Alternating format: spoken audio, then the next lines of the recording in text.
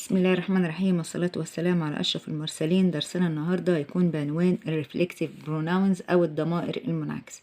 سبق وخدنا في فيديوهات سابقة إن في ضمائر فاعل، ضمائر مفعول، ضمائر ملكية وصفات الملكية، واتكلمنا عنهم بالتفصيل.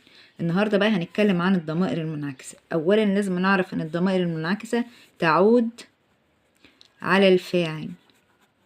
يعني إيه تعود على الفاعل؟ إن الفاعل والمفعول شيء واحد أو شخص واحد، يعني الفاعل والمفعول واحد.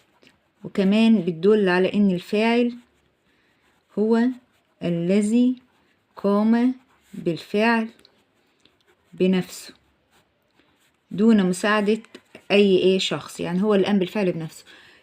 يعني مثلا عندي الضمير الفاعل I، ضمير المنعكس منه myself، انا هنا بنفسي.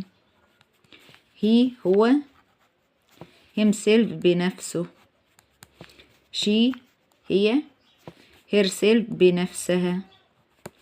it هو أو هي لغير العاقل، itself بنفسه أو بنفسها لغير العاقل. we نحن بنفسنا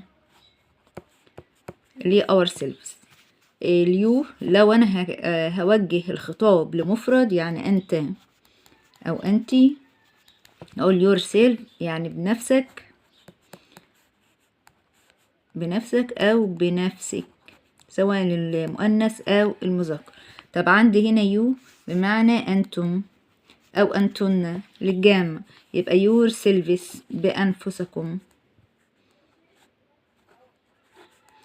زي هم، يبقى هنا زيم سيلفيس بأنفسهم.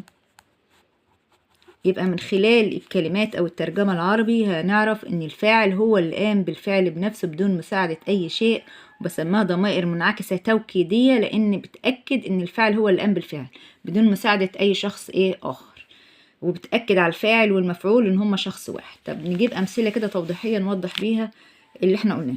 مثلا لو قلت I will do my homework by myself، يعني أنا سوف أقوم بعمل الواجب أو أعمل الواجب بتاعي بنفسي، يعني بدون مساعدة أي شخص أو لوحدي. أقول the teacher spoke to the parents herself. عندنا هنا the teacher طبعا لها احتمال ممكن تكون مدرس أو مدرسة، بس هنا مقصود بها مدرسة لأن بيقول المدرسة اتكلمت مع الآباء بنفسها. أما لو قلت هنا the teacher مثلا he، مقصود بها he، يبقى أقول he spoke to the parents himself أو the teacher spoke to the parents himself. يبقى في الحالة دي أنا بوجه الكلام لمذكر. طيب they introduced themselves، يعني هم قدموا أنفسهم، يبقى هم اللي قاموا بتقديم نفسهم، مفيش حد قدمهم. يبقى الفعل والمفعول شخص واحد، والفاعل هو اللي قام بالفعل بنفسه. أقول the children stayed by themselves، يعني الأولاد أو الأطفال. طبعا ده ممكن أشيلهم وأحط مكانهم أو استبدل الضمير زي للجمع. أقول الأطفال أو هم مكثوا أو بقوا لوحدهم أو بمفردهم. زكاة ممكن هنا اسم غير عاقل أشيله وأحط مكانه الضمير it المناسب.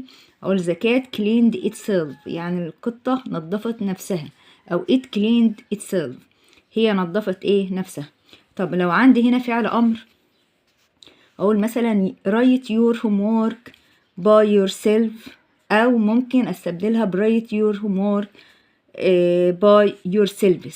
أولا write ده فعل أمر ممكن يكون موجه للمفرد، وفي الحالة دي تستخدم yourself يعني اكتب واجبك بنفسك. أو لو أنا موجهاه لمجموعة يبقى هنا بخاطب مجموعة أقول write your homework yourselves، اكتبوا واجبكم بنفسكم.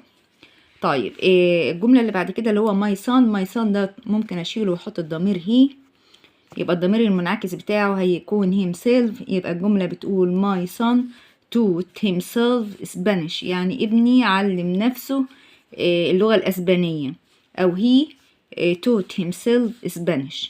برضو نفس الكلام، ده بيأكد لي ان ابني هو اللي علم نفسه اللغة الأسبانية، أو الفاعل عموما قام بالفعل بدون أي مساعدة أو احتياج لشخص تاني، والفعل والمفعول هما واحد بيكونوا في الجملة.